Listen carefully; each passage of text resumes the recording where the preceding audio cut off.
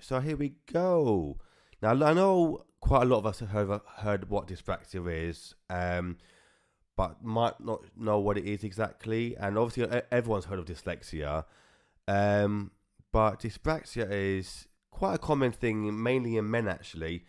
And what it stands for is it or what it is really is it's a developmental coordination disorder, or DCD for short, in adults and in kids as well, obviously. And I was diagnosed at 15 as having dyspraxia because when I was at school growing up, I found things really difficult, and it came across that I was lazy or just wasn't trying, but in fact, I found things stupidly difficult. Um, and so we got tested, and during that test, I did several kind of tests, such as speech tests to try to find differences in pictures and so forth. And I can't remember, it was 17 years ago now, but yeah, did it and came out as I was dyspraxic. So since then, we've kind of worked on things. Um, but it says here that dyspraxia does not affect your intelligence, but it may make daily life more difficult for you, which for me it does because, yeah, I'll read it as I go along.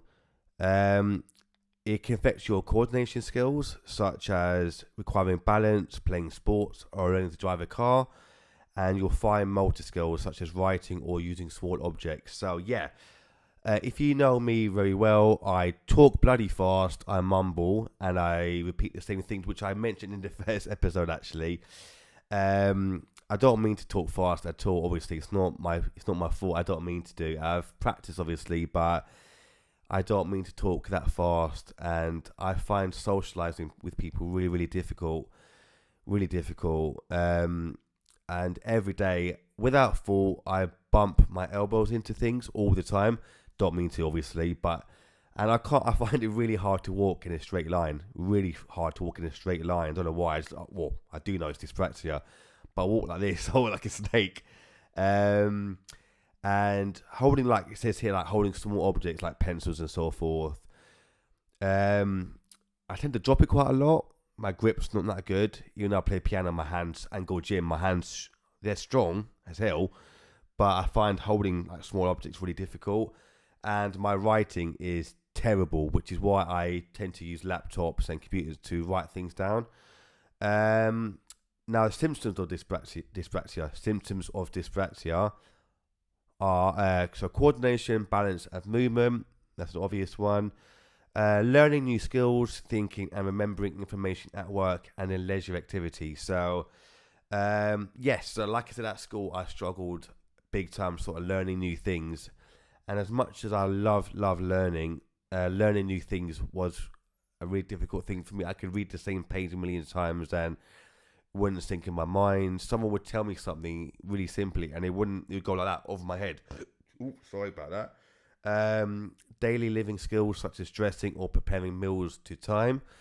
I haven't really struggled with that in a way, but let's carry on. So writing, typing, drawing, and grasping small objects, like we said earlier.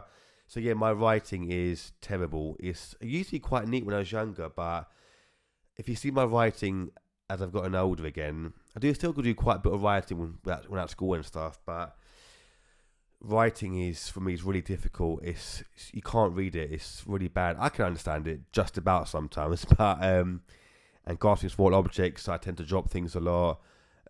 Social situations. So, like we said earlier, I find things really hard to. I find social situations really awkward and very.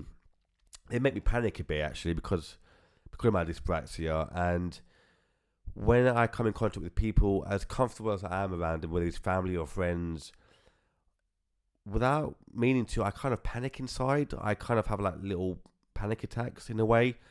And I find it really difficult because I love talking to people, but because of my speech, it makes my speech even faster, makes it mumble even more. And so for those that might think I'm unsociable or I'm talking too fast or mumbling, I don't mean to be, honestly. It's not my fault. So I'm really sorry about that.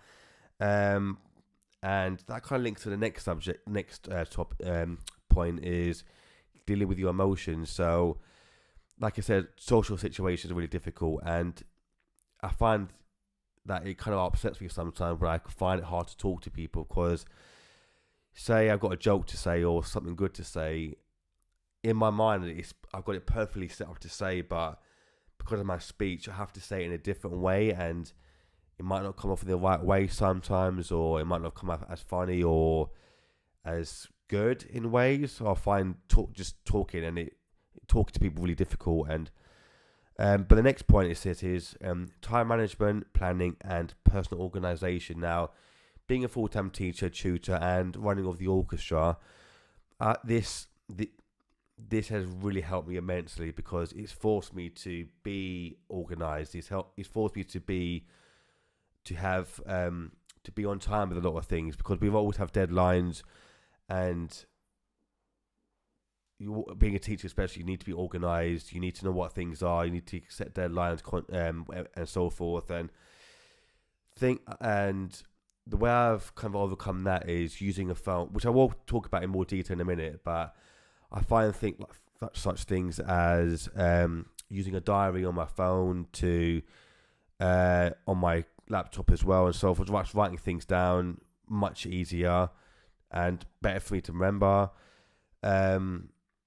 Just little things like that. But it says here that dyspraxia should not be confused with other disorders affecting movement, such as cerebral palsy and stroke.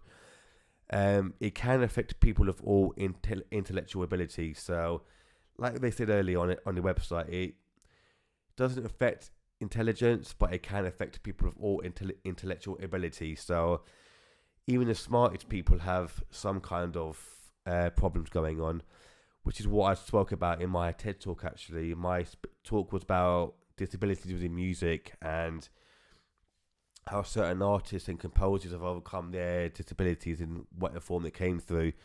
Just looking at people in business, so who haven't got dyspraxia but got things like dyslexia, like people like Richard Branson, who's obviously billionaire now. But now it says here when to see your GP. Now, if you think you may have undiagnosed dyspraxia or problems with your coordination, it's a good idea to keep a diary of your symptoms. So I know what my symptoms are: I'm clumsy, speech, clumsy, speech, my movement, balance. I've known these for years now, which is why I got tested out. But if you feel like you have these kind of symptoms, then go and get checked out. There's literally no harm at all. It might even make your life better. You never know. Also says that your GP may refer you to a physiotherapist or an occupational therapist for tests, and they will assess your movements and how your symptoms are affecting you before making a diagnosis. But this, I knew all that kind of stuff because I got tested that years ago. But now I didn't know this part, actually. This kind of shocked me. Not shocked me, but I was like, I didn't know this. This is on the NHS website. It says if you have dyspraxia, you may also have other conditions such as ADHD, as we all know stands for attention deficit hyperactivity disorder, dyslexia, just mentioned that. You may be on the autism spectrum disorder. Didn't know that. Difficulty learning or understanding maths. Now, at school, I loved math. I love math now because I've got a thing for numbers. I've got a thing for remembering stupid amount of numbers, codes, phone numbers, and so forth. I don't know how. I just do. Or I do actually. Next point. Now, for those that don't really know this, unless you're in music yourself or maths as well, music and maths work hand in hand perfectly because without realizing it, you're literally counting all the time. You're counting notes to bars to time signatures and so forth, how to divide your music into sections, the bars, and so much more. So literally counting, dividing, and so forth, multiplying in a stupid amount of ways. So that's why music and maths work so well together, and that's just one way music is so beneficial. It helps in an incredible amount of ways, but music and maths are the best ways possible. And the last thing here it says as well that it might have depression or anxiety. Now, going back to the social things as well and finding things difficult, yeah, I've become depressed sometimes without telling people about it. Um, like we said a million times already, like when for someone like myself, I'm always happy. I love everyone and everything. Um, but when you find this, like I said this a million times, so I apologize. Part of my problem, sorry. If when I find like these simple things really difficult, like simple things, whether it's grasping like a pencil and dropping it, or catching a ball, or talking to people about a subject that I know I'm so passionate about, like my podcast and the orchestra, it can have an effect on you. Of course, it can, because like I said earlier, in my mind, I've got it perfectly laid out of what to say, but my mind and brain won't allow me to say it properly, and this makes me depressed. It makes me anxious as well, and that's just part of what dyspraxia is. But the good thing about dyspraxia, a positive about it, is it makes you work twice as hard. It makes you more determined to be better, which I am. My work ethic, I like to feel, is brilliant, because I get that from my dad. My dad's bloody hard worker, so is my mum, but they both are. I know that my ability levels aren't as high as everyone else's, but my work rate is better than everyone else's, well, a lot of people's, and because of that, I've achieved so much in my life. So the TED Talks, BBC One Extra, BGT, to winning awards, even just setting up the orchestra in the first place, and doing this podcast, being a full-time teacher, tutor, inspiring people. My work rate is amazing, and doing these things inspires not only myself, but hopefully inspires other people too. And that's why before I wasn't going to talk about my dyspraxia, but I thought, if I can do it, you can do it as well. And I just want to inspire as many people as possible. And that's why I love being a teacher, because I've taught kids from all different kinds of backgrounds who have several different problems, whether it's dyslexia, dyspraxia, autism, ADHD, and just seeing them grow in different ways, saying, I can't do this, Mr. Well, they call me Mr. Stavides or Mr. George, depending on what school I work at. And when I give them the theme of the term or the week, saying, okay, we're working on this. Say for instance, we're working on composing this week. This is what I want you to do this week.